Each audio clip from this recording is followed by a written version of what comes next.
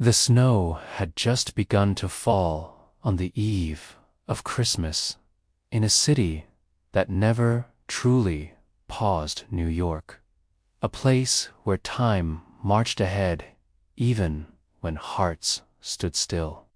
Inside the towering glass headquarters of Stratton Corp., CEO Jonathan Vail stood, alone in his penthouse office, staring at the empty crystal decanter by the fireplace, the twinkling skyline painting a hollow glow across his face. He was a man carved from marble, unbreakable in the eyes of Wall Street, ruthless in the boardroom, emotionless in every way that once made him human. Since his wife's tragic death 7 years ago, and the loss of their unborn child in the same brutal accident, Jonathan had buried every trace of warmth beneath million-dollar deals and stone-cold silence. Christmas meant nothing to him, was just another day without her, without them. But fate has a strange way of choosing the exact moment to shake a man's soul. At 10:17 p.m., as the city below him sparkled in celebration, he stepped into the lobby to leave for a lonely night in his penthouse apartment. But just as the revolving doors spun open, a soft, almost trembling voice called out behind him, "Sir, could you pretend to be my daddy, just for one day?" He turned slowly, irritated, expecting another media stunt or some desperate attempt for attention. But there she was, small girl, no more than 6, in a faded pink coat and scuffed shoes, her cheeks red from the cold, her hair damp from melting snow. She stood with both hands gripping a soggy cardboard sign that read, "Just one day with a daddy, Merry Christmas." His breath caught somewhere between his chest and throat. For a man who prided himself on reading numbers, this was a formula he couldn't decode. She didn't cry, didn't plead, just stood there quietly, hope flickering in her eyes like the last flame of a dying candle. Her name was Emma. She lived at a nearby shelter with 9 other children, abandoned by her drug-addicted mother at age 4. She had never met her father, but the other kids spoke of dads, some mean, some kind, some funny, some who never came back, and Emma dreamed of having one, just once, even if only for Christmas. Jonathan wanted to walk away.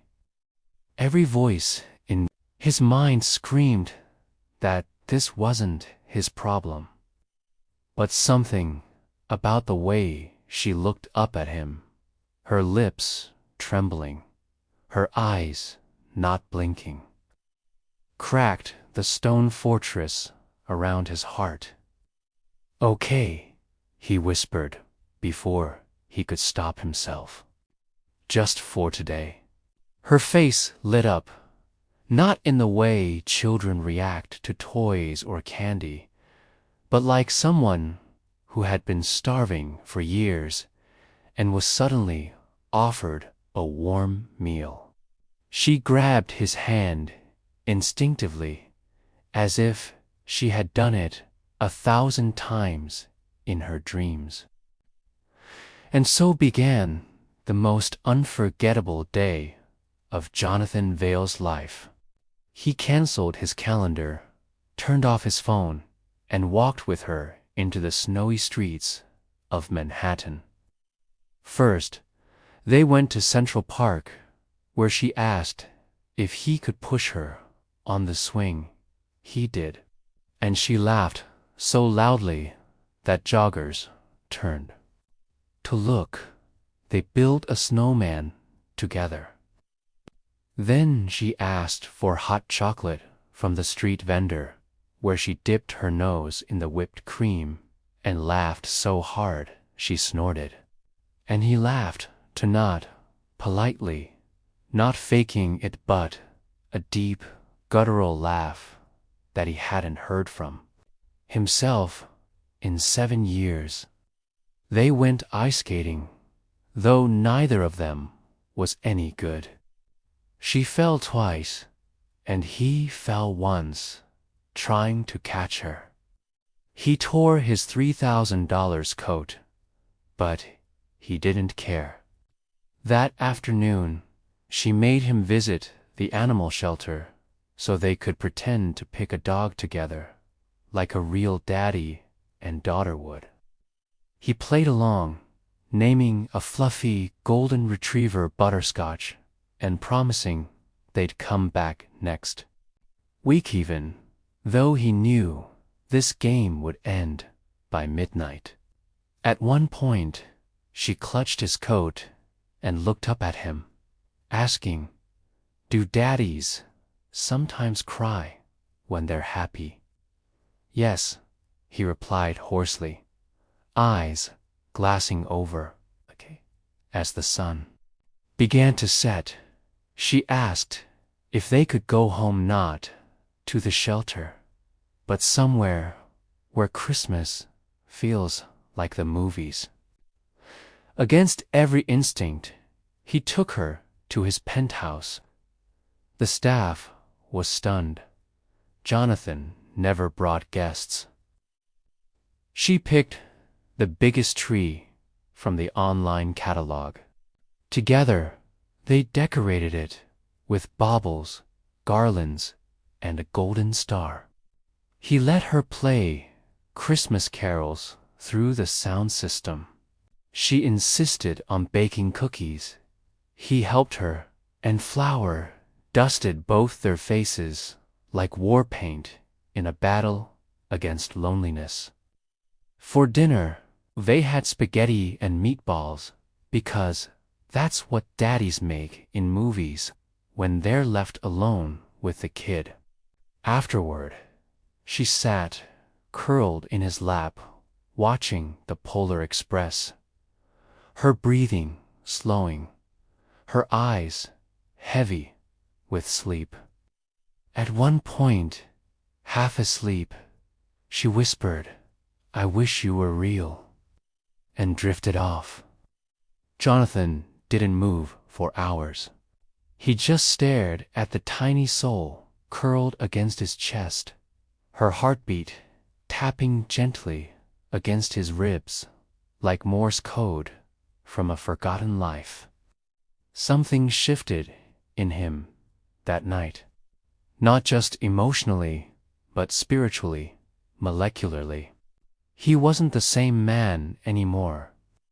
When she awoke the next morning, it was Christmas. Snow covered the city in silence. She smiled shyly, ready to say goodbye. "Thank you for pretending," she said, hugging him one last time. "You're the best daddy I never had." But Jonathan couldn't let go.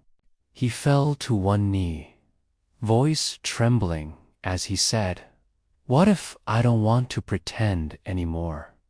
What if I want to be your real dad?"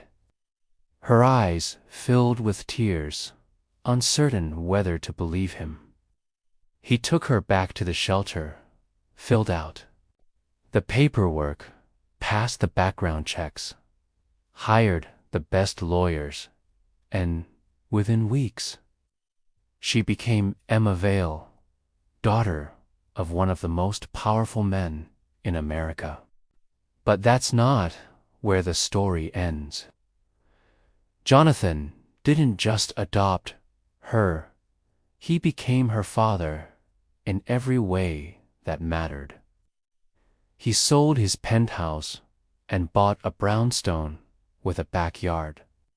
He turned his company's holiday bonus into a citywide fund for foster care. He visited orphanages personally every Christmas. Emma thrived. She went from a fragile, uncertain girl to a confident young woman who knew she was loved, chosen, and cherished. She never forgot the day she asked a stranger to pretend, found a father instead, and Jonathan, the man who once ruled through fear and silence, became known for something far greater, for saying yes when it mattered most, for kneeling to a child and rising as a dad. Because sometimes the truest families aren't born, they're found. And all it takes to change to lives forever is one quiet voice in the snow, asking a broken man to pretend. But fate is never content with a happy ending unless it's tested then. So, months after Jonathan adopted Emma, after the cameras stopped flashing and the media moved on from the CEO who became a father on Christmas, real life began to test the bond forged in one magical night. At first, it was everything he hoped for. Their mornings were filled with burnt toast and messy cereal experiments, and their evenings with laughter over spilled juice, bedtime stories, and Emma's wild imagination. She called him Daddy without hesitation now, not just when she wanted something, but when she was scared of thunderstorms, when she brought home a drawing from school, or when she whispered, "I love you," in the quietest voice right before sleep. And Jonathan Vale, who once silenced boardrooms with a glance, now found himself wiping crayon off walls and learning how to braid tiny ponytails from YouTube tutorials. He loved her fiercely, a key, but not everyone was ready to let him escape who he had been. Investors grew nervous. "What's happening to Jonathan Vale?" headlines asked. Stocks dipped slightly as whispers of his softer side surfaced. One board member bluntly said in a meeting, "This father act of yours cute, but you're losing your edge." Jonathan said nothing. He just left the meeting early to pick up Emma from school, where she was waiting with a handmade card that said, "My daddy is a superhero." But the real storm came not from the business world, but from a face Jonathan hoped he'd never see again, Emma's birth mother. Her name was Kira, a woman with hollow eyes and a bitter smile, who showed up one rainy afternoon at the gates of the brownstone, holding a flimsy custody claim in one hand and a cigarette in the other. She wanted Emma back, not out of love, but because she'd learned that Emma was now the daughter of a billionaire. She didn't recognize her own child at first. Emma clung to Jonathan's leg in terror when she saw her. "I thought you were gone," she whispered, trembling. Jonathan's heart split. He had built a world around her. He had made her believe she was safe, and now That safety was cracking. Legal battles began. Courts got involved. Child welfare. Officers asked cold, clipped questions. Did you coerce her?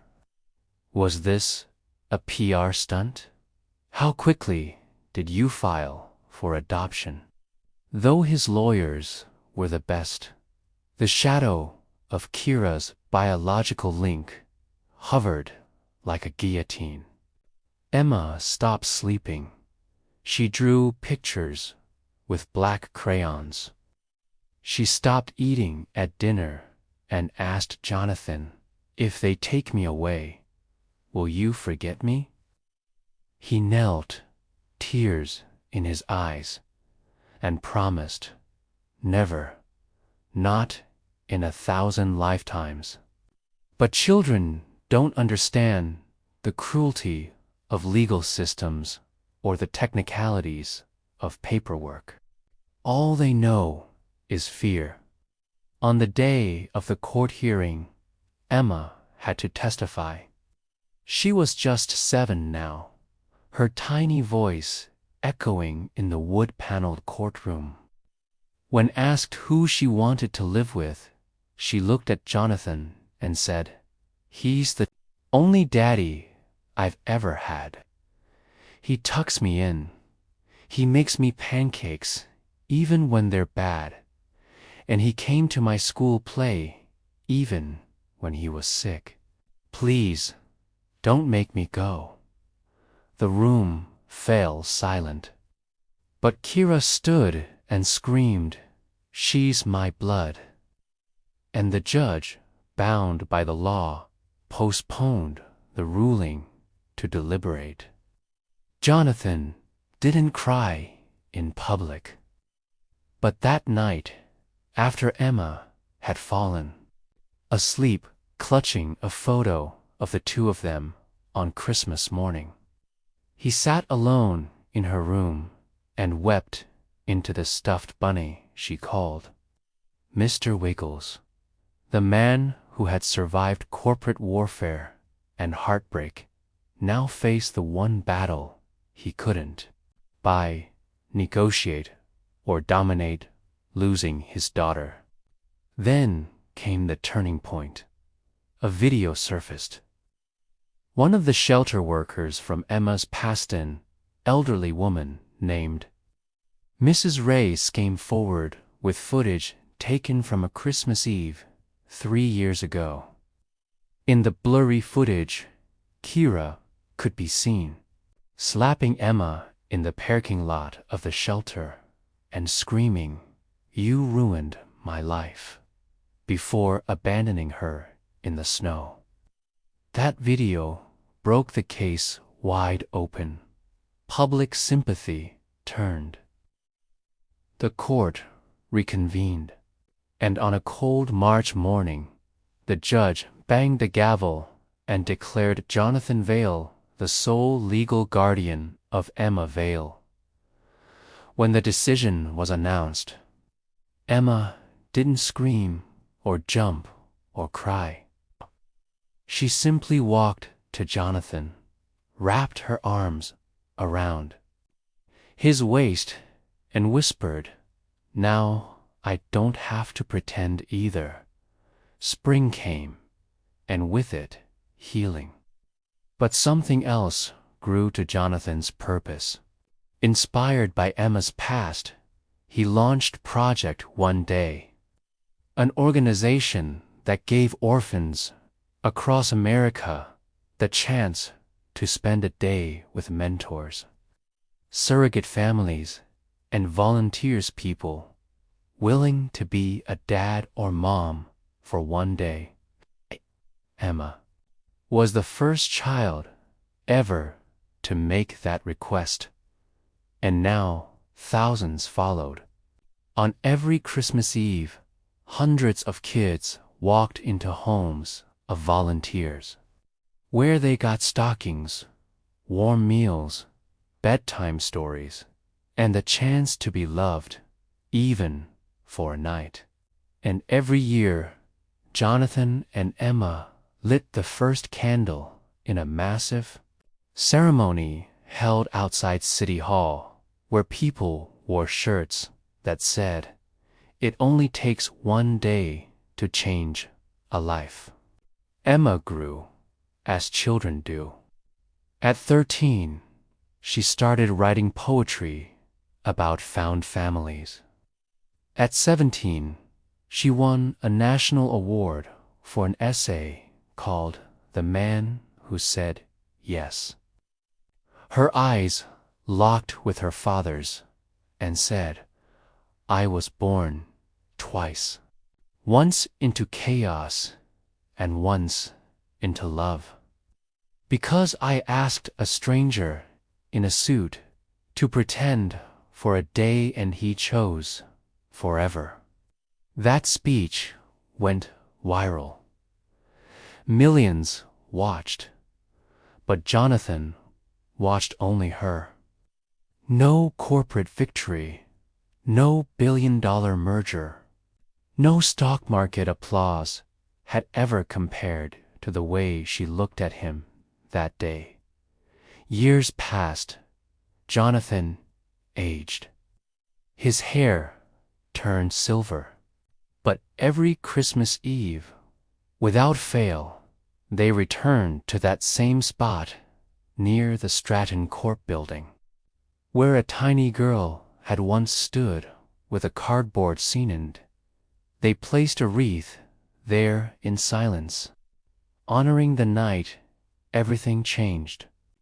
And one snowy evening, as they sat by the fireplace, Emma, now grown, engaged, ready to begin her own chapter, leaned against his shoulder and asked, "Do you remember what I said that night?" He smiled, eyes wet, every word. She looked up at him. "Sir, could you pretend to be my daddy? Just for one day?" He laughed, choked up, and held her tight. "I'm still pretending, kiddo, every day.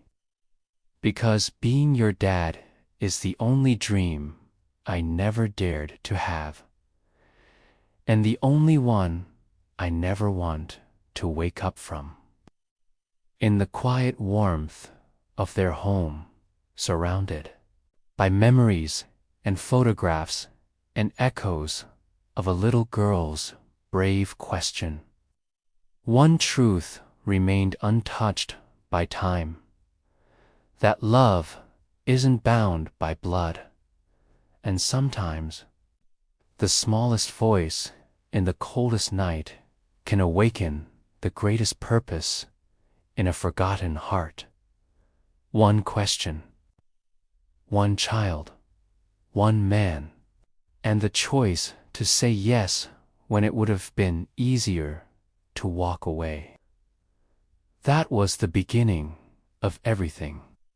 And for the rest of their lives, no matter how far they traveled or how many winters passed, both Jonathan Vale and Emma would carry within them that single, sacred memento, whisper in the snow, that turned strangers into family and pretending into forever.